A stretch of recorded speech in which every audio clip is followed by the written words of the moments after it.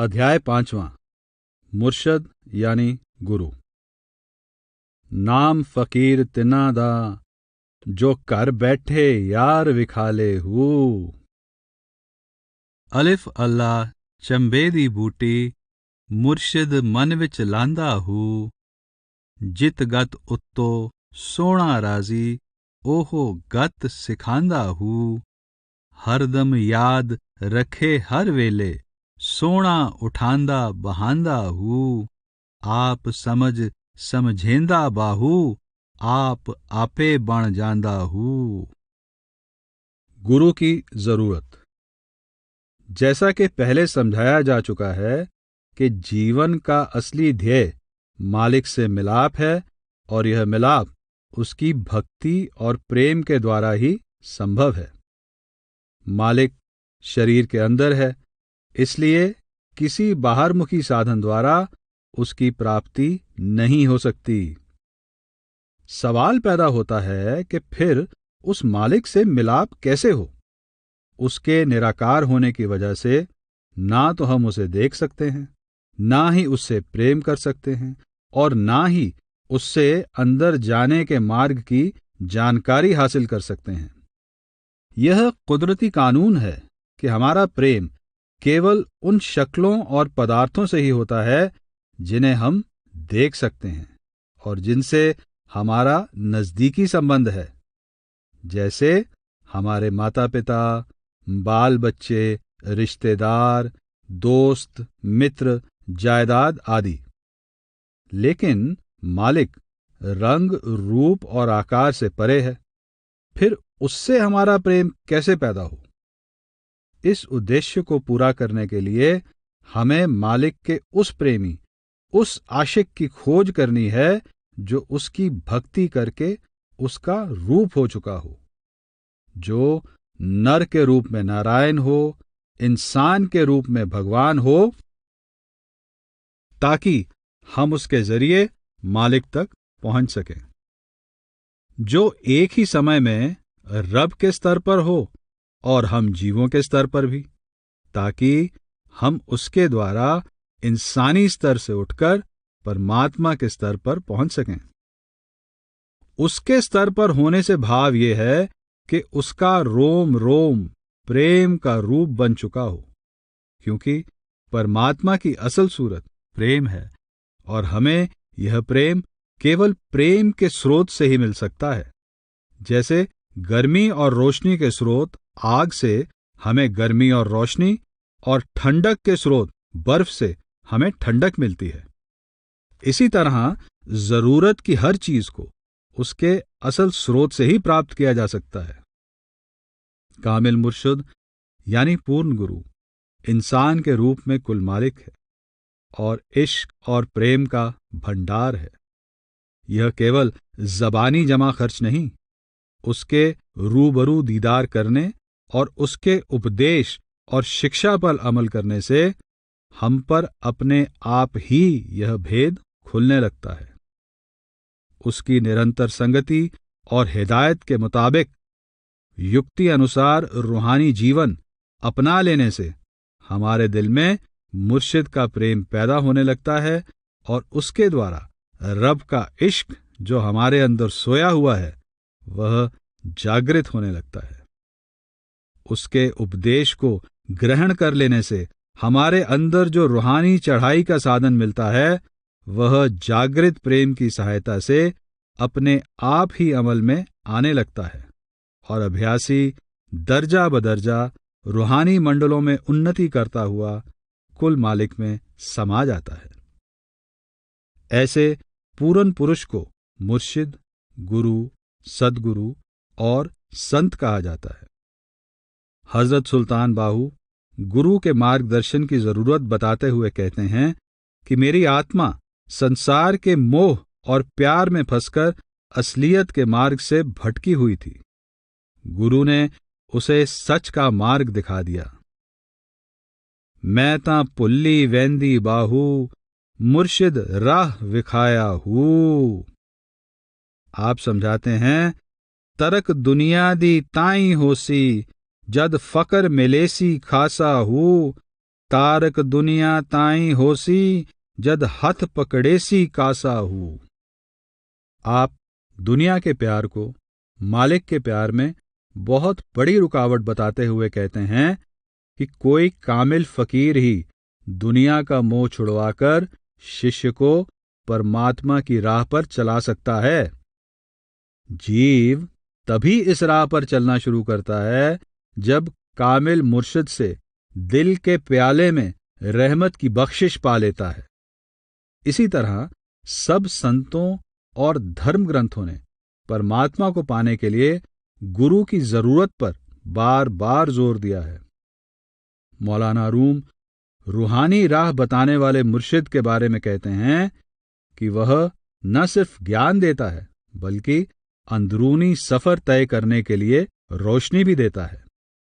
नूरानी शेख यानी मुर्शिद न सिर्फ रास्ते से वाकिफ कराता है बल्कि अपने उपदेश से नूर भी देता है और खुद रूहानी सफर में उसके साथ रहता है। ख्वाजा हाफिज मालिक के खोजी को खबरदार करते हुए कहते हैं, जो राह पर नहीं चले वे कच्चे लोग प्रेम का स्वाद क्या जाने। किसी दरिया दिल की तलाश कर ताकि प्रीतम मिल जाए। भाई नंदलाल गोया के अनुसार अगर गुरु परमात्मा का मार्ग दिखाने के लिए ज्ञान न दे तो कोई धर्म पुस्तक भी जीव की सहायता नहीं कर सकती। आप कहते हैं, जबकि खुदा ने दिल को पाक यानी पवित्र किया है तब मुर्शिद कामिल यानी सद्गुरु ने इसे पहचान लिया, वरना वह खुदा का रास्ता यानी सीधा रास्ता कैसे जानता और खुदा की किताब में से सबक यानी ज्ञान कैसे प्राप्त करता। कबीर साहब कहते हैं कि रूहानी मार्ग को अपनी कोशिशों से जानना वैसे ही असंभव है जैसे आकाश में पक्षी के और पानी में मछली के मार्ग को जानना। रूहानी मार्ग का ज्ञान सद्गुरु की दया मेहर से ही होता है। आप फरमाते हैं, पंछी के खोज और मीन के मार्ग, ढूंढे ना कोई पाया हो। कहे कबीर सतगुर मिल पूरा, भूले को राह बताया हो। गुरु अर्जन देव जी के अनुसार इस अज्ञानता के जंगल में भटक रहा जीव गुरु के द्वारा भेद मिलने पर ही सच्चे मार्ग पर चल सकता है। आप फरमाते हैं, मार्ग पाए उद्यान में गुर दस्से पेत। दादू साहब का कथन है कि गुरु ही बीच के सारे पर्दे हटाकर दयालु परमात्मा से मिलने का रास्ता दिखाता है। दादू देव दयाल की गुरु दिखाई बाट, ताला कूंची लाई कर खोले सबे कपाट। तुलसी साहिब के अनुसार जीव पूरे सद्गुरु की शरण लेकर ही मालिक के धाम का रास्ता जान सकता है। आप फरमाते हैं, अब सुन समझ बूझ दरसाऊं, सतगुर पूर सूर सरनाई। उनसे राह रीत रस जाने, तुलसी तब नभ पाई। आप फरमाते हैं कि आत्मा और परमात्मा का निज नाम या शब्द मनुष्य के हृदय के अंदर है, पर उसका भेद सद्गुरु से प्राप्त होता है। सुरत सबद समझ घट माही, पूछो सोई सतगुर से राही। बाइबल में ईसा मसीह का उपदेश है, मैं मार्ग हूं, मैं सच हूं, मैं जीवन हूं। इसका भाव है कि केवल गुरु के द्वारा ही इस रास्ते पर चला जा सकता है, और जब ऐसा हो जाए तभी परमात्मा रूपी सत्य की प्राप्ति हो सकती है।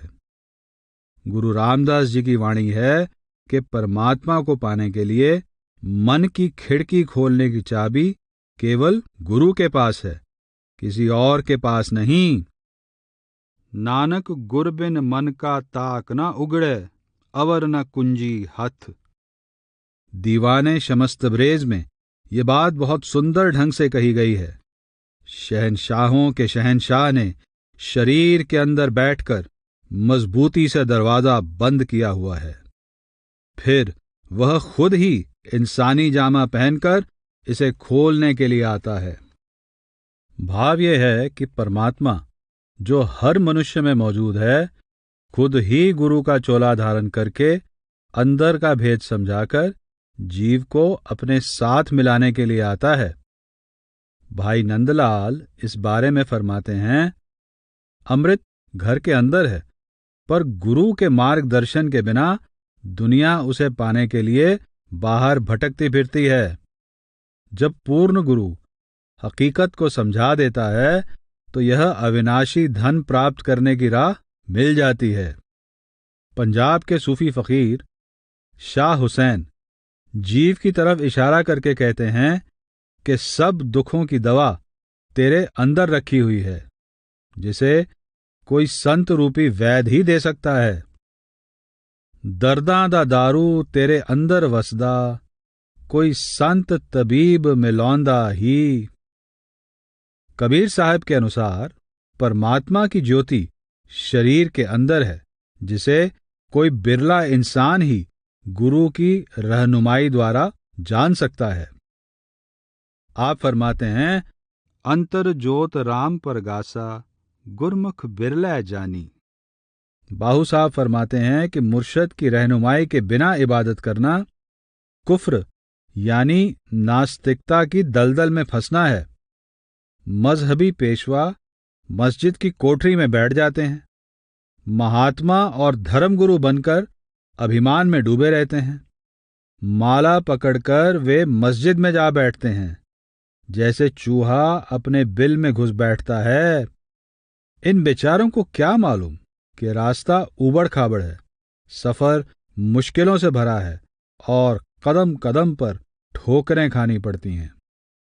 मुर्शिद बाजों फकर कमावे, विच कुफर दे बुड्ढे हू, शेख मशैक हो बैंदे हुजरे, गौस कुतब बण उड्डे हू, तस्बीहां नप बहण मसीती, जो मूश बहे वड़ खुड्डे हू, रात अंधारी मुश्किल पैंदा, सै सै आवन ठुड्डे हू। आप जोर देकर कहते हैं कि किसी कामिल मुर्शिद से रूहानियत का अंदरूनी इल्म हासिल किए बिना शिष्य नास्तिकता की राह पर चल पड़ता है। वह अपनी होशियारी और चतुराई से 100 साल बंदगी करता रहे, तब भी परमात्मा से नहीं मिल सकता। आप कहते हैं कि चाहे रातें जाग कर इबादत की जाए, फिर भी वह कारगर नहीं होती जब तक गुरु द्वारा बताई गई युक्ति के अनुसार इबादत न की जाए। असल में पूर्ण गुरु के बिना शिष्य की किसी तरह भी तसल्ली हो ही नहीं सकती। आप फरमाते हैं, इल्मो बाज जे फकर कमावे, काफिर मरे दीवाना हूँ, सैवैयां दी करे इबादत, अल्लाह थी बेगाना हूँ, गफलत थी ना खुलसन पर्दे, दिल जाहिल बुतखाना हूँ। एक और जगह आप कहते हैं, की होया जे राती जागे, मुर्शिद जाग ना लाई हूँ। एक जगह आप फरमाते हैं, बाजो मुर्शिद कामिल बाहू, होंदी नहीं तसल्ला हूँ। हजरत बाहू गुरु के बिना अपनी अक्ल के जरिए परमात्मा की खोज करने वाले से कहते हैं कि तूने लिखना सीखा, पर क्या लिखना है ये तुझे नहीं आया, तूने सिर्फ कागज जाया किया, तुझे कलम गढ़नी तो आती नहीं और कातिब बना बैठा है। जब तेरा लिखा हुआ तकदीर के कातिब के सामने आएगा तो तेरी लिखावट गलत साबित होगी। सही तो तब साबित होगी जब तू दिल की तख्ती पर अलिफ और मीम का सबक लिख लेगा। आप कहते हैं, लिखण सिखियों लिखना जाता, कागज कीता जाया हूँ, कत कलम नू मार न जाने, कातब नाम तराया हूँ। सब इसलाह ए होसी खोटी, जा कातब हथ आया हूँ, सही इसलाह तिनाधी जिना अलिफ ते मीम पकाया हूँ। आपका भाव है कि गुरु की शरण में जाकर जो लोग प्रभु को अंदर प्रकट करने का तरीका या साधन सीख लेंगे, उनका ही हिसाब किताब खत्म होगा। मनमत के शिकार हुए लोग कर्मों के हिसाब किताब से नहीं बच सकेंगे।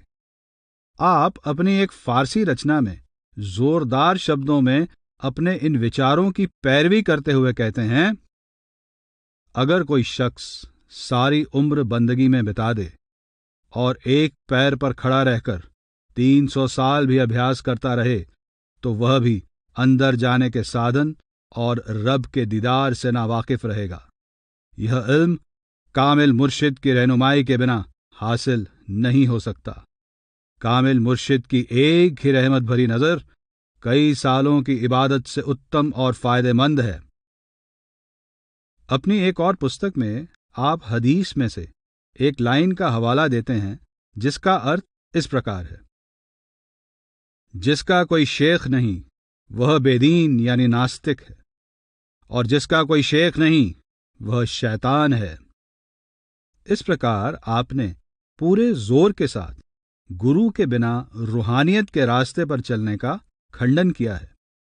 मन के कहने के अनुसार इस राह पर चलने को कई संतों महात्माओं ने भी जिज्ञासु के लिए नुकसानदेह बताया है। मौलाना रूम फरमाते हैं, आखिरत यानी परलोक को देखना अपनी कल्पना पर निर्भर नहीं तो धर्मों में विरोध ना होता। भाव यह है कि जो अपने मन के ख्यालों के मुताबिक अपने कर्मों और उनके फल, जो कि मौत के बाद परलोक में सजा या जजा के रूप में मिलते हैं, उनको समझने की कोशिश करते हैं, उनके विचार अलग अलग होते हैं, क्योंकि उनका आधार अनुभव नहीं, सिर्फ ख्याल या कल्पना होता है। यही वजह है कि मजहबों में आपसी मतभेद या विरोध होते हैं।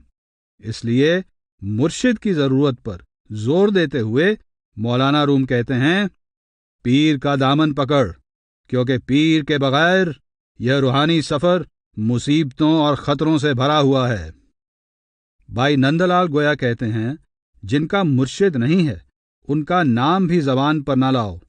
कामिल मुर्शिद ही रब का पता बताता है। वक्त का गुरु। इसमें शक की कोई गुंजाइश नहीं रह जाती कि गुरु शब्द का मतलब अपने समय में मौजूद रूहानी रहबर या मुर्शिद से है, जो जिज्ञासुओं को मालिक की राह बता सके। संतों महात्माओं की वाणी में जहां कहीं भी इस शब्द का प्रयोग किया गया है, वहां स्पष्ट है कि केवल वक्त का गुरु ही अपने समय के लोगों को रूहानी लाभ पहुंचा सकता है। पर हम आमतौर पर देखते हैं कि बहुत से लोग गुजरे समय के संतों महात्माओं की, जिनको उन्होंने देखा तक नहीं, टेक बांधकर अपनी रूहानी तरक्की की उम्मीद लगाए बैठे हैं। इन संतों महात्माओं की ख्याली तस्वीरों की वे पूजा करते हैं। इस विषय पर हजरत सुल्तान बाहू के विचारों को नजर में रखते हुए इसके कुछ जरूरी पहलुओं पर विचार करना ठीक होगा। पहली बात यह है कि गुजरे वक्त के संतों महात्माओं की महानता या पूर्णता में किसी को कोई शक नहीं है, पर आज वे हमें रूहानी लाभ नहीं पहुंचा सकते।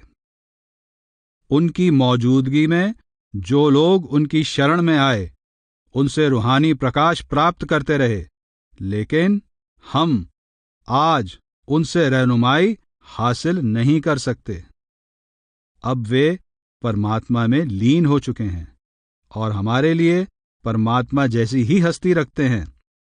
यदि हम उनसे मार्गदर्शन प्राप्त कर सकते तो सीधे प्रभु से ही क्यों नहीं प्राप्त कर लेते। दूसरी बात यह है कि किसी महात्मा की टेक लेकर हम उसे अपना मुर्शिद या गुरु नहीं बना सकते। गुरु और शिष्य का रिश्ता गुरु की रहमत से जुड़ता है। जब वह हमें स्वीकार कर लेता है, तभी हम उसे अपना गुरु मान सकते हैं, और यह गुजरे हुए महात्माओं के साथ संभव नहीं। हम चाहे कितने ही विश्वास के साथ उनकी टेक पकड़ें, उनसे यह मंजूरी प्राप्त नहीं कर सकते। इसलिए हम उन्हें अपना गुरु नहीं बना सकते। आज यदि कोई व्यक्ति बीमार होने पर लुकमान हकीम में विश्वास रखे, तो इससे ना उसके रोग का इलाज हो सकता है और ना उसकी बीमारी दूर हो सकती है। मौजूदा डॉक्टर या वैद्य की मदद के बिना कोई बीमार अपनी बीमारी से छुटकारा नहीं पा सकता।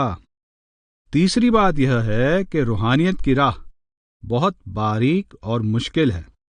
उसमें शिष्य को कदम कदम पर गुरु की रहनुमाई की जरूरत पड़ती है, जो बाहरी तौर पर और अंदरूनी रूहानी मार्ग पर उसकी मुश्किलों को हल कर सके। वक्त के गुरु के बिना ऐसी रहनुमाई हासिल कर पाने का सवाल ही पैदा नहीं होता। वैसे भी यह एक सीधी सी और आम समझ की बात है कि अगर एक मामूली पेशा सीखने के लिए उस्ताद की जरूरत पड़ती है, किसी गांव का रास्ता और गांव में किसी का घर पूछने के लिए रहबर की आवश्यकता होती है, तो रूहानियत की शिक्षा पाने के लिए रूहानियत के पेचीदा और कठिन मार्ग को जानने और उस पर चलने के लिए रहनुमा के बगैर कैसे चला जा सकता है। वक्त के गुरु की जरूरत के बारे में हजरत सुल्तान बाहू के विचार बहुत स्पष्ट हैं। आप फरमाते हैं कि जिस गुरु से शिष्य को सही रूहानी उपदेश प्राप्त न हो, ऐसा गुरु धारण करने का क्या फायदा। जब तक शिष्य किसी कामिल हस्ती या पूर्ण पुरुष की हाजिरी में नहीं जाता, केवल अपने मन और बुद्धि के अनुसार नमाजें पढ़ता या इबादत करता है, तो उसकी ऐसी इबादत मालिक की दरगाह में मंजूर नहीं होती। हजरत सुल्तान बाहू फरमाते हैं, लड़ सच्चे हादीदा फड़के, ओहो तू हो जावे हू। एक और जगह कहते हैं, पीर मिले ते पीड़ न जावे, तां उस पीर की तरना हू। मुर्शद मिलया रुशद न मानू, ओ मुर्शद की करना हू। जिस हादी थी नहीं हदायत, ओ हादी की फड़ना हू। एक और जगह कहते हैं, बाज हजूरी नहीं मंजूरी, पे पड़न बांग सलाता हूँ। इन पंक्तियों में हादी दा लड़ फड़ना, हादी फड़ना और हजूरी लफ्ज जीवित गुरु की हस्ती की ओर साफ इशारा करते हैं। आगे दी गई पंक्तियों में यही भाव मुर्शिद सहेड़ना से है। आप कहते हैं कि ऐसे गुरु की शरण में जाना चाहिए जो लोक और परलोक दोनों में खुशियों की बख्शिश करे। वह अपने उपदेश द्वारा हमें इस संसार की ओर से उदासीन कर दे, ताकि हम अपनी रोजी रोटी कमाने के मसले को दिल का गम बनाकर न बैठ जाएं, बल्कि स्वार्थ को परमार्थ के अधीन रखते हुए बिना चिंता के सहज भाव से रोजी रोटी कमाएं और अपना ध्यान मालिक की भक्ति में रखें। आप कहते हैं, मुर्शिद ओ सहेड़िए जेड़ा, दो जग खुशी विखावे हू। पहले गम टुकड़े दा मेटे, वत रब दा राह सुझावे हू। यह भी सत्य है कि जब तक जिज्ञासु किसी कामिल मुर्शिद यानी पूर्ण गुरु की हजूरी में नहीं जाता और केवल मनमत और बुद्धि के अनुसार इबादत यानी भक्ति करता है तथा धर्म ग्रंथों को जबानी पढ़ता है, तब तक उसकी भक्ति पूर्ण नहीं कही जा सकती। आप फरमाते हैं, कुतुब कताबां विरद वजीफे, औतर चा कचीवे हू। बाजो मुर्शद कुजना हासिल, राती जाग पड़ीवे हू। गुरु के दर्शन और उनके द्वारा दीक्षित किए जाने के बारे में भी बाहू साहब के वचन देहधारी गुरु की जरूरत को स्पष्ट करते हैं। आप नीचे दी गई पंक्तियों में बताते हैं कि शिष्य गुरु के दीदार में इतना मस्त हो जाता है कि उन्हें बार बार देखकर भी तृप्त नहीं होता, उसका दिल नहीं भरता। आप गुरु के द्वारा शिष्य के हृदय में नाम का जामन लगाने या उसे दीक्षित करने के बारे में भी संकेत करते हैं। आप कहते हैं, ए तन मेरा चश्मा होवे, मुर्शद वेख न रज्जा हूँ। एक और जगह आप कहते हैं, मुख महबूब दा खाना काबा, आशिक सजदा कर दे हूँ। एक और जगह आप कहते हैं, की होया जे राती जागे, मुर्शिद जाग ना लाई हूँ। अन्य संतों महात्माओं ने भी बड़े साफ लफ्जों में वक्त के गुरु की शरण लेने का उपदेश दिया है। मौलाना रूम फरमाते हैं, अपने वक्त के पैगंबर से रिश्ता मत तोड़, अपनी अक्ल और होशियारी पर भरोसा न कर। दीवाने शमस तबरेज में जीते जागते गुरु की संगति के बारे में मौलाना रूम ने कहा है, हाजी मक्के की परिक्रमा करते हैं, लेकिन मैं यार की परिक्रमा करता हूं, क्योंकि मैं कुत्तों की तरह मुर्दे के पीछे नहीं पड़ता। मैं खिज्र यानी गुरु का साथी हूं और उसके दीदार का प्यासा हूं। मेरा सिर उसके कदमों के चारों ओर ऐसे घूमता है जैसे परकार अपनी धुरी पर। हजरत ईसा ने भी इस बात को माना है कि जब तक कोई महात्मा देह में होता है, तभी तक वह संसार को रूहानी प्रकाश दे सकता है। आप कहते हैं, जब तक मैं दुनिया में हूं, मैं दुनिया का प्रकाश हूं। जर्मनी के मशहूर ईसाई महात्मा एक हार्ट इस बारे में फरमाते हैं, लोगों, तुम मुर्दा हड्डियों में क्यों ढूंढते फिरते हो? तुम अमर जीवन की खोज इस जीवन के पवित्र स्थानों यानी पवित्र हस्तियों में क्यों नहीं करते? मरे हुए न दे सकते हैं, न ले सकते हैं। गुरु नानक देव जी गुरु धारण करने के बारे में साफ शब्दों में फरमाते हैं कि मुक्ति का दान सद्गुरु अपनी मौत से देता है।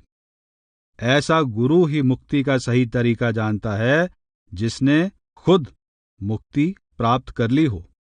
इसलिए ऐसे संत महात्मा से ही जाकर पूछो। सच्चा सुख ऐसे सद्गुरु की सेवा से ही मिल सकता है। गुर पै मुक्त दान दे पाणै, जिन पाया सोई बिद जाणै, जिन पाया तिन पूछो पाई, सुख सतगुर सेव कमाई है। आदि ग्रंथ की वाणी में बहुत सी जगह पर मेरा गुरु, अपना गुरु आदि शब्द आए हैं और अपने गुरु से पूछने की बात भी कही गई है। आप कहते हैं, हौ खिन खिन करी नमस्कार, मेरा गुर पूरा क्यों मिले। एक और जगह कहते हैं, मैं अपना गुर पुछ देखया, अवर नाही थाओ। जाहिर है कि उनका इशारा किसी वक्त के गुरु तथा उनके साथ जीव के निजी संबंध की ओर है। स्वामी जी महाराज तो साफ साफ कहते हैं कि सारी दुनिया पिछले महात्माओं की टेक लिए बैठी है, वक्त के गुरु की कोई खोज नहीं करता। याद रहे कि वक्त के गुरु के बिना भक्ति की युक्ति नहीं मिल सकती और भक्ति के बिना जीव अपनी मंजिल पर नहीं पहुंच सकता।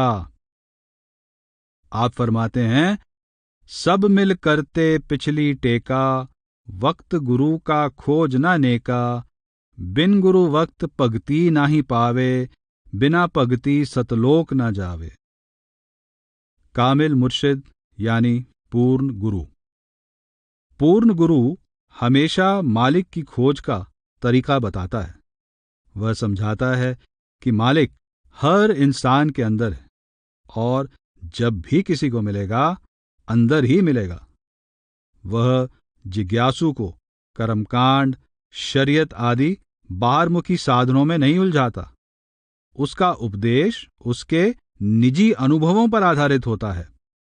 हजरत बाहू इस बारे में फरमाते हैं कि सच्चे फकीर की कसौटी ही ये है कि वह शरीर रूपी घर में परमात्मा से मिलाप करवा देता है आप कहते हैं कि मुझे ऐसा कामिल मुर्शिद मिला है जिसने अपनी रहनुमाई के जरिए मेरे हृदय की खिड़की खोलकर अंदर मालिक का भेद प्रकट कर दिया है।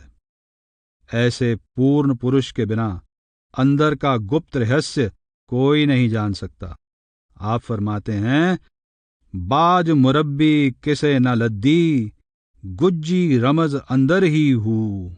एक और जगह आप कहते हैं, नाम फकीर तिसेदा बाहू, कर विच यार विखाले हूँ।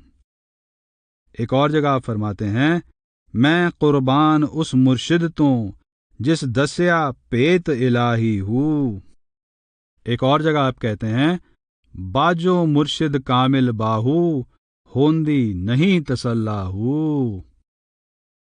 पूरे गुरु की इस विशेषता की तरफ इशारा करते हुए गुरु नानक देव जी ने भी इसी अंदाज में कहा है कि पूर्ण ज्ञान का मालिक वही गुरु है जो जीव को उसके शरीर रूपी घर में परमात्मा का घर दिखा दे।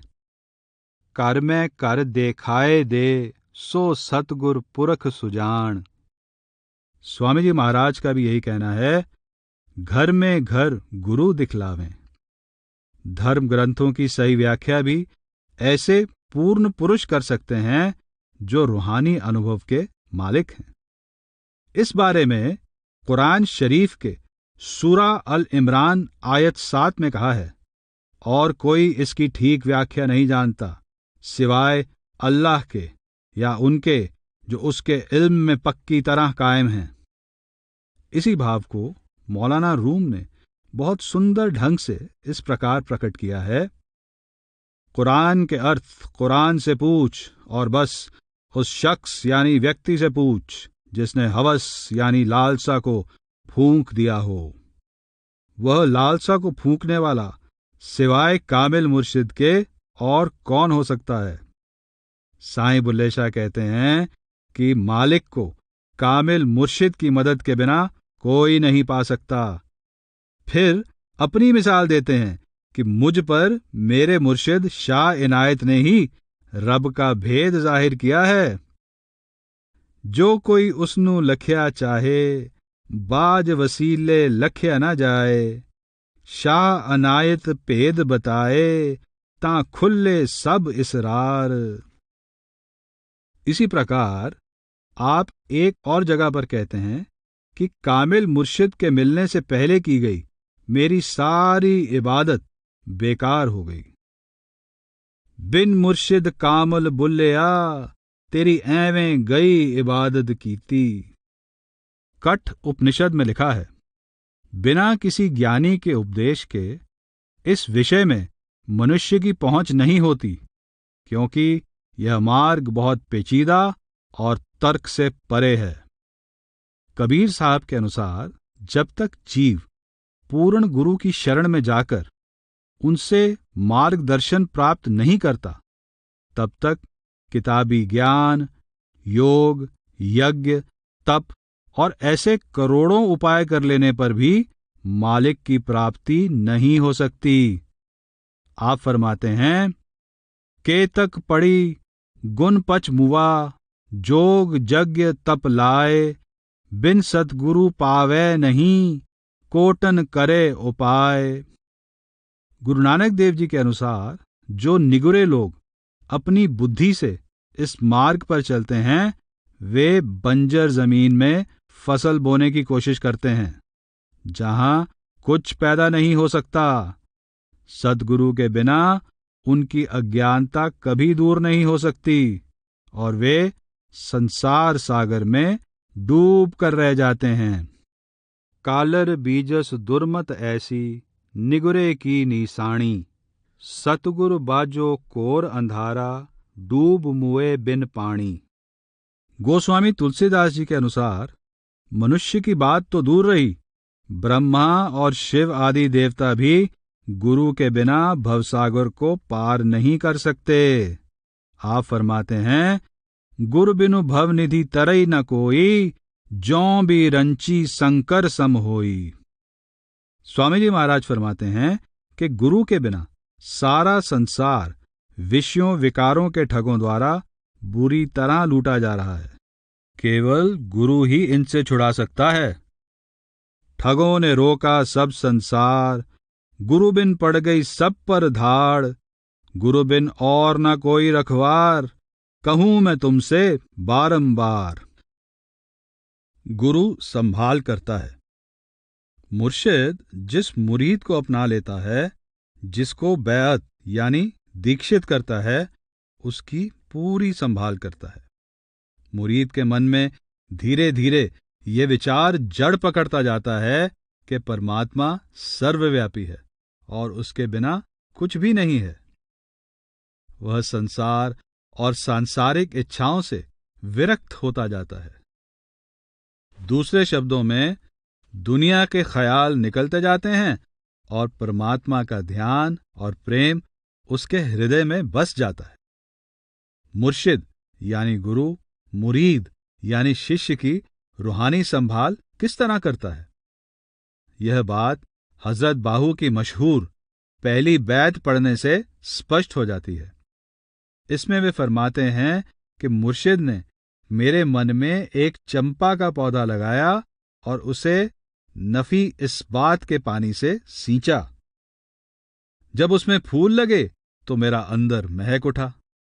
इस बैत में बाहू साहब बताते हैं कि मुर्शिद ने उनके मन में नाम रूपी चंपा का पौधा लगाया, यानी उन्हें बैअत यानी दीक्षित किया और समझाया कि केवल परमात्मा ही भक्ति के काबिल है।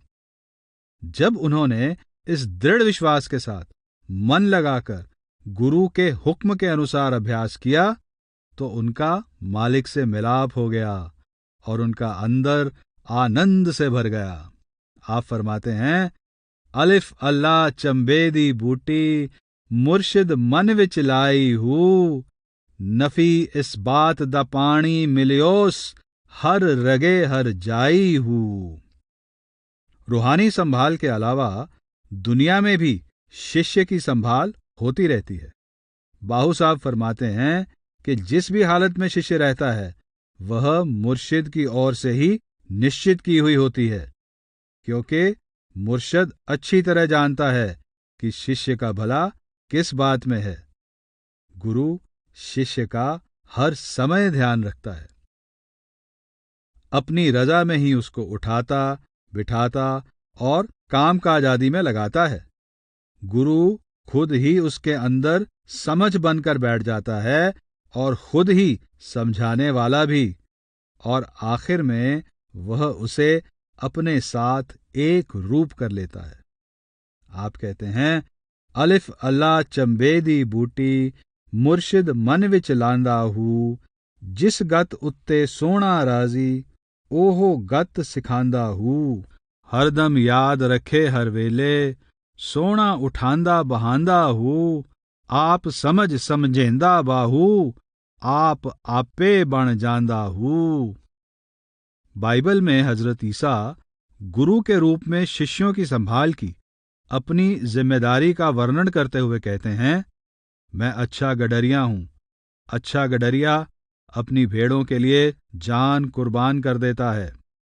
गुरु नानक देव जी फरमाते हैं कि हमारा सच्चा साथी सद्गुरु है, जो लोक परलोक दोनों में जीवों की संभाल करता है।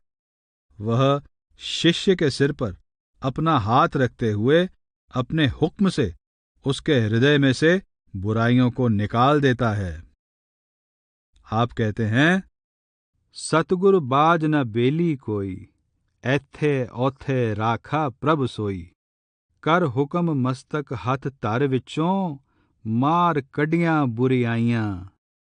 सुखमनी साहिब में गुरु अर्जन देव जी के अनुसार सदगुरु अपने सेवक का लोक परलोक संवारता है और जी जान से उसकी संभाल करता है। सतगुरु सिख का हलत पलत सवारै, नानक सतगुरु सिख को जी नाल समारै। कबीर साहब का कथन है कि इस मार्ग पर अगर कोई तकलीफ आती है तो उसमें भी सदगुरु की दया मेहर काम करती है। वह शिष्य को इस तरह गढ़ता है जिस तरह कुम्हार घड़े को घड़ता है।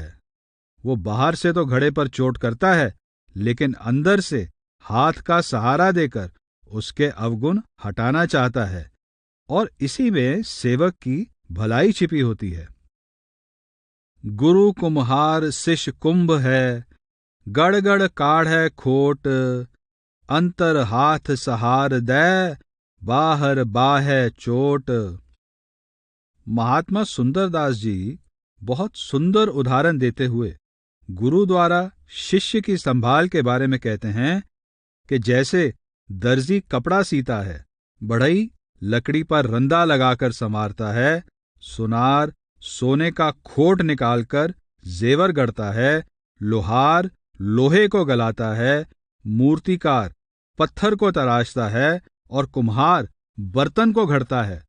इसी प्रकार गुरु अपने शिष्य की भलाई को ध्यान में रखकर उसकी गढ़त करता है और उसका मन निर्मल करके उसे परमात्मा से मिलाप के काबिल बनाता है। गुरु का असली स्वरूप। हजरत सुल्तान बाहू मुर्शद का असली स्वरूप बताते हुए कहते हैं कि गुरु या कामिल फकीर इंसानी शरीर में हू या अल्लाह का ही रूप होते हैं और दुनिया में आकर जाती इस्म की कमाई करते और करवाते हैं। इस्म, कलमा, वर्ड, नाम, शब्द परमात्मा की वह शक्ति है जिससे वह सृष्टि को पैदा करता है, उसका पालन पोषण करता है और फिर उसे अपने में लीन कर लेता है। इसके द्वारा ही वह आत्मा को खींचकर अपने साथ मिलाता है।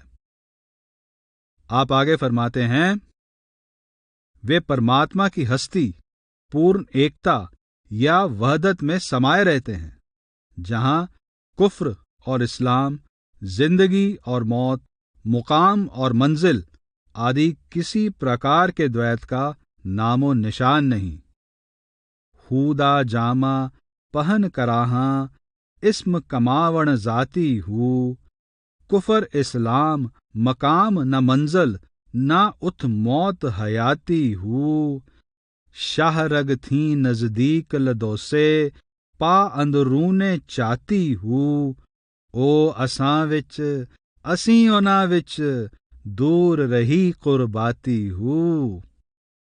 आपका भाव है कि कामिल फकीर जाती इस्म की कमाई करके अल्लाह की जात में फना यानी समाये हुए होते हैं। उनमें और परमात्मा में कोई भेद नहीं रहता। अपनी एक फारसी रचना में हजरत बाहू और स्पष्ट रूप से कहते हैं, फकीर का राज अल्लाह का राज है। फकीर जो कुछ करता है वह असल में अल्लाह करता है। इस विचार को समझाने के लिए आप एक और जगह पर हदीस में से हवाला देते हैं जो इस प्रकार है, जब फक्र अपनी पूर्णता पर पहुंचता है तो अल्लाह ही अल्लाह है, यानी कामिल फकीर यानी पूर्ण सद्गुरु अल्लाह का रूप ही हो जाता है। अन्य सूफी संतों महात्माओं की वाणी में भी अलग अलग ढंग से इस विचार का समर्थन पाया जाता है। दीवाने शम्से तब्रेज में कहा गया है, मैंने इंसान की शक्ल में खुदा को देखा है, मैं खुदा को अपने सामने देखता हूं। मौलाना रूम फरमाते हैं कि मुर्शिद की ओर से जो कुछ होता है वह असल में अल्लाह यानी परमेश्वर की ओर से होता है और यह खुद अल्लाह का फरमान है। वह गैबी यानी अलौकिक आवाज अल्लाह की होती है, चाहे अल्लाह के बंदे के गले में से आए। उससे अल्लाह ने कह दिया है कि मैं तेरी जबान और आंख हूं, तेरी समझ, तेरी रजा और नाराजगी हूं। गुरु गोविंद सिंह जी के प्रेमी सेवक भाई नंदलाल गोया कहते हैं, अगर तू अल्लाह की हुजूरी में जाना चाहता है तो कामिल मुर्शद की हुजूरी में जा। कामिल मुर्शद की सूरत रब की सूरत होती है, जिसका दीदार करके रूह और दिल को आराम मिलता है। साईं बुल्ले शाह कहते हैं कि परमात्मा जब दुनिया में आता है तो हम उसे गुरु कहते हैं, वह असल में मालिक होता है। गुर अल्लाह आप कहंदा ए, गुर वली नबी हो बैंदा ए। आप समझाते हैं कि परमात्मा जिसने कुन के द्वारा कायनात यानी सृष्टि पैदा की है, अपनी जात की एकता में से अनेकता लेकर मनुष्य का चोला धारण करके आता है। आप फरमाते हैं, कुन फैकुन आवाजा देंदा, वहदत विच्चों कसरत लैंदा, पहन लिबास बंदा बण बैंदा। बाइबल में आता है कि वर्ड ने ही देह धारण की और हमारे बीच निवास किया। नारद भक्ति सूत्र के अनुसार परमात्मा और उसके भक्तों में कोई भेद नहीं होता। कबीर साहब कहते हैं कि हमारा मालिक परमेश्वर जो ज्ञान स्वरूप है, खुद ही संत के रूप में प्रकट होता है। हमरो भरता बड़ो बेवेकी, आपे संत कहावै। गुरु नानक देव जी के अनुसार सतगुरु और परमात्मा एक ही है, दोनों में कोई भेद नहीं। आप फरमाते हैं, हर गुर मूरत एका वर्तै। एक जगह और आप कहते हैं, पेद नाही गुरुदेव मुरार। तुलसी साहब सतगुरु को सतपुरुष और अविनाशी कहते हैं, जो देखने में देह में है पर असल में अदृष्ट, अगम, अथाह, रूप रहित और नाम रहित हैं। वे कहते हैं, वे हैं सतपुरुष अविनाशी, हैं सतगुरु पूरन पदबासी, दृष्टि देह देखन में नाही, हैं अदृष्ट गति अगम अथाही, उनकी गति सूक्ष्म समझाऊं, हैं अरूप रूप नहीं नाऊं। हजूर स्वामी जी महाराज के अनुसार गुरु जो मनुष्य रूप में उपदेश देता है, असल में पूरन पुरुष और अनामी परमात्मा है। वह जीव के कल्याण के लिए मानव शरीर धारण करता है। आप फरमाते हैं, दया मेहर से बचन सुनावें, वे हैं पूरन पुरुष अनाम, धरी देह मानुष की गुरु ने, ज्यों त्यों तेरा करें कल्याण। सतगुरु प्रभु का रूप है, कुल मालिक और प्रेम का भंडार है। यह केवल कहने की बात ही नहीं, उनका साक्षात दर्शन करके और उनका उपदेश सुनकर हम खुद ऐसा महसूस करने लगते हैं। उनकी लगातार संगति से और उनसे मिले उपदेश के अनुसार अभ्यास से हमारे अंदर मालिक का सोया हुआ प्रेम जागना शुरू हो जाता है। उनके उपदेश से अंदर जाने की जिस विधि का पता लगता है, वह अंदर जागे प्रेम की मदद से सहज ही अमल में आने लगती है और अभ्यासी दर्जा बदर्जा रूहानी चढ़ाई करते हुए मालिक में लीन हो जाता है। गुरु के प्रेम में मग्न शिष्य के लिए गुरु के दर्शन की क्या बड़ाई है, दर्शन पाकर उसकी क्या हालत होती है, इसका वर्णन हजरत सुल्तान बाहू ने अपने ही निराले अंदाज में किया है। इस बारे में उनकी 4 लाइनें अपनी मिसाल आप हैं। गुरु के दीदार का रस असल में बाहू साहिब जैसा कोई गुरु का दीवाना ही ले सकता है। आप फरमाते हैं कि यदि मेरा पूरा तन आंख हो जाए तो भी अपने गुरु को निहारते हुए मेरा जी नहीं भरेगा। काश मेरे तन के एक एक रोम में लाखों आंखें हो जाएं, जब एक झपके तो दूसरी खुले, लेकिन इतने दीदार के बाद भी मुझे चैन नहीं, समझ में नहीं आता मैं किधर जाऊं। गुरु का दीदार मेरे लिए लाखों करोड़ों हज के बराबर है। आप कहते हैं, एह तन मेरा चश्मा होवे, मुर्शिद वेख न रज्जा हूँ, लूलू दे मुड लख लख चश्मा, हिक खोला हिक कज्जा हूँ, इतनिया डिठिया सबर न आवे, होर किते वल भज्जा हूँ, मुर्शद दा दीदार है बाहू, लख करोड़ा हज्जा हूँ। गुरु के शिष्यों और प्रेमियों ने गुरु के दीदार के बारे में बड़े सुंदर ढंग से लिखा है। परंतु बाहु की इन पंक्तियों की निराली ही छवि है, अपनी अलग ही शान है। इन पंक्तियों की भावना को जाहिर करना हो तो कोई भी टीकाकार इनके साथ पूरा इंसाफ नहीं कर सकता। कोई भी अनुवादक अपने अनुवाद में इनकी आत्मा को रूप नहीं दे सकता। गुरु के दीदार के बारे में इससे मिलता जुलता विचार एक और सूफी फकीर ने भी जाहिर किया है, जो कहता है, मैं चाहता हूं कि 1000 आंखों से तेरा दीदार करूं। एक और जगह पर भी हजरत बाहू ने गुरु के दीदार को मक्के का हज कहा है और इसे ऐसा दरवाजा कहा है जिसके द्वारा इंसान रब की रहमत के लोक में दाखिल होता है। हर रोज इस दीदार से मुरीद का हज ताजा होता रहता है। आप फरमाते हैं, मुर्शद मैनू हज मक्के दा, रहमत दा दरवाजा हू, करा तवाफ दुआले किबले, हज होवे नित ताजा हू। आप इशारा करते हैं कि गुरु के दीदार की महिमा अपार है और उसमें मालिक तक पहुंचाने का सामर्थ्य है। अपनी एक फारसी रचना में आप कामिल फकीर के दीदार के विषय में कहते हैं, दोनों जहान उसके दीदार के चाहवान हैं, जिसने देखा उसकी खुदा तक रसाई हो गई। गुरु के दीदार के बारे में कई अन्य महात्माओं ने भी अपने विचार प्रकट किए हैं।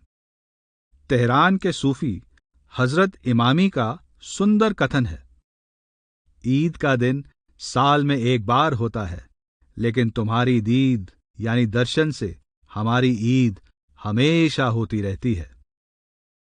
मौलाना रूम संतों महात्माओं के दीदार के बारे में कहते हैं, ज्ञानी पुरुष का दीदार भी एक इबादत है, उससे किस्मत के दरवाजे खुल जाते हैं।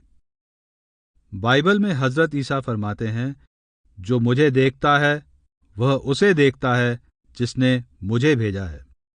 साईं बुल्ले शाह अपने गुरु के दीदार को परमात्मा का दीदार कहते हैं। बुलिया इसनु देख हमेशा, ए है दर्शन साईं दा। बौद्ध धर्म की प्रसिद्ध पुस्तक धम्मपद का वचन है, साधुओं के दर्शन शुभ हैं, उनके साथ रहना स्थायी सुख है। गुरु रामदास जी के अनुसार प्रभु के भक्तों से मिलाप बड़े भाग्य से होता है और उनके दर्शन से दुख और अभाव दूर हो जाता। आप फरमाते हैं, जे वड पाग होवे मुख मस्तक, हर राम जना पेटाए, दर्शन संत देहो कर कृपा, सब दालद दुख ले जाए। कबीर साहब कहते हैं कि साधुओं के दर्शन से प्रभु की याद आती है। उनके दर्शन में बिताया गया समय ही लेखे में आता है, बाकी सब दिन बेकार जाते हैं। कबीर दर्शन साध का, साहिब आवें याद, लेखे में सोई घड़ी, बाकी के दिन बाद। हजूर स्वामी जी महाराज के अनुसार जब प्रेमी जीव गुरु के दर्शन कर लेता है तो वह घर बार की ओर से ही नहीं, शरीर की ओर से भी बेसुध रहता है। उसकी सूरत प्रेम में इस हद तक रंग जाती है जिसका बयान नहीं हो सकता। आप कहते हैं, दर्शन करत पिंड सुध भूली, फिर घर बाहर सुध क्या आए, ऐसी सुरत प्रेम रंग भीनी, तिनकी गति क्या कहूं सुनाए। गुरु की दया दृष्टि। गुरु की दया दृष्टि के बारे में भी बाहू साहब ने अपने विचार प्रकट किए हैं। दर्शन किया जाता है, दृष्टि डाली जाती है। दर्शन शिष्य करता है, दृष्टि गुरु डालता है। गुरु की असरदार और जादू भरी दृष्टि के बारे में संतों महात्माओं की वाणी में बहुत कुछ लिखा हुआ मिलता है। गुरु की दृष्टि, नजर या निगाह का भाव गुरु का शिष्य को तवज्जो देना है। इसके प्रभाव को अक्ल के घाट पर बैठकर नहीं समझा जा सकता। इसका संबंध गुरु और उसके प्रेमियों से है। इसका कार्यक्षेत्र उनका हृदय है। इस गहरे सत्य की तह तक जीव की बुद्धि नहीं पहुंच सकती। हजरत बाहू बताते हैं कि गुरु की एक ही नजर कमाल कर दिखाती है। अपने तजुर्बे का बयान करते हुए कहते हैं कि मैं मालिक को पाने के लिए पानी में खड़ा रहा, जंगलों में घूमा, मक्का हज करने गया, हर साल 30 रोजे रखता और हर रोज 5 नमाजें पढ़ता रहा, पर वह एक बात जो मैं चाहता था यानी हिक्का गल पूरी ना हो सकी, यानी मालिक से मिलाप ना हो सका, क्योंकि मन जिसकी मदद से यह मकसद मुझे पूरा करना था बाहर दौड़ता रहा। जब गुरु की शरण में गया, उसकी मेहर की एक ही नजर ने मेरी सब मुरादें पूरी कर दी, यानी मेरा मन स्थिर हो गया, सांसारिक इच्छाओं की जड़ें ही कट गईं और मालिक से मिलाप हो गया। आप कहते हैं, जल जलेंदे जंगल पौंदे, हिक्का गल न पक्की हूँ, चलिए मक्के हज गुजारन, दिल दी दौड़ न डक्की हूँ, तरी है रोजे 5 नमाजां, ए भी पढ़ पढ़ थक्की हूँ, सभे मुरादां हासिल होइयां, जा नजर मेहर दी तक्की हूँ। एक और जगह आप कहते हैं, सब मतलब हो जांदे हासिल, जद पीर नजर इक तक्के हूँ। आप बताना चाहते हैं कि प्रेमी शिष्य पर गुरु द्वारा डाली गई दृष्टि से परमात्मा से मिलाप की इच्छा के सिवाय और सब इच्छाएं मन में से निकल जाती हैं। गुरु की दया दृष्टि ही इच्छाओं के रोग का इलाज है। जब तक वह दृष्टि ना मिले, चाहे दुनिया की सब वस्तुएं हासिल हो जाएं, कभी तृप्ति नहीं हो सकती। आप एक और जगह कहते हैं कि परमात्मा का सच्चा प्रेमी एक ही दृष्टि से लाखों जीवों का उद्धार करने में समर्थ है। आप फरमाते हैं, एक निगाह जे आशिक वेखे, लख हजारां तारे हूँ। उद्धार करने का भाव यही है कि जीव की इच्छाएं मिटाकर उसे परमात्मा से मिलाप के काबिल बना दिया जाता है।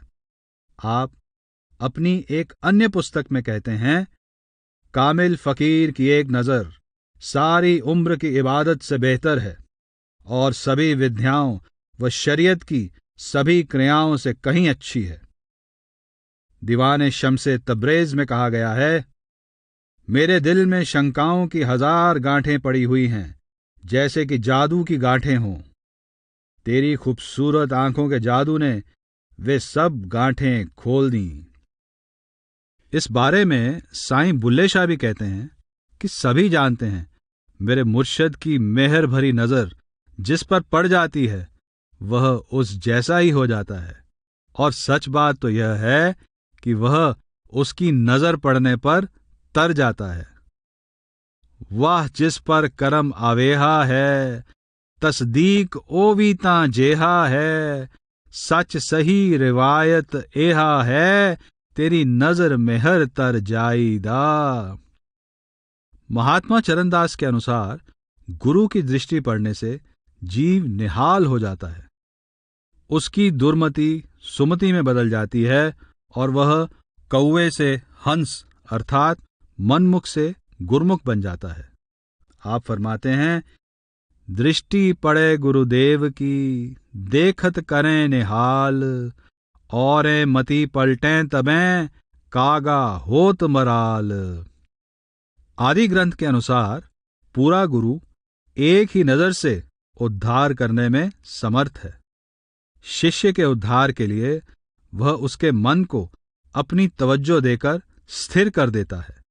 अविनाशी मंत्र देने वाला ऐसा सद्गुरु जिस पर अपनी अमृत से भरी दृष्टि डाल दे, उसे संत बना देता है। आप फरमाते हैं, एक दृष्ट तारे गुरु पूरा, गुर माने मनते मन तीरा। एक और जगह कहते हैं, पूरा गुर आख्यो जाका मंत्र, अमृत दृष्ट पेखै होए संत।